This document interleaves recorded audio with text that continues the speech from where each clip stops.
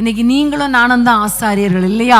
இயேசுவை சுமக்கிற ஆசாரியர்கள் நம்ம தான். இயேசு நம்ம உள்ளத்துல இருக்கிறார் இல்லையா? அப்போ ஆண்டவரை நம்ம சுமந்து கொண்டு இருக்கிறோம். ஆசாரியர்களாகிய நாம் ஒவ்வொருவரும் நம்முடைய குடும்பத்தின் ஆசீர்வாதத்தை தடையாயிருக்கிற அந்த யோர்தானை மிதிக்கணும். ஆமென், ஹல்லேலூயா. தடைகளை நீங்கள் மிதிக்கும் பொழுது எல்லா தடைகளும் அப்படியே தகர்ந்து விடும். வழி நமக்கு கிடைக்கும். ஆமென். மிதிக்கணும் அப்படின்னா யோசிச்சுட்டு இருக்காதீங்க. நம்ம முன்னேறி செல்லணும். தடைகள் வந்தாலும் முன்னேறி செல்லணும்.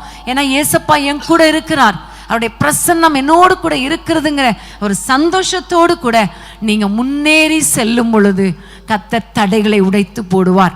இன்னைக்கு நம்முடைய குடும்பத்தின் ஆசீர்வாதத்துக்கு தடையாயிருக்கிற எல்லா காரியங்களையும் அவர் தகர்த்து அந்த காரியங்களின் மேல மிதித்து நம்ம ஜெபிக்க போகிறோம். கர்த்தர் அற்புதங்களை செய்ய போகிறார்.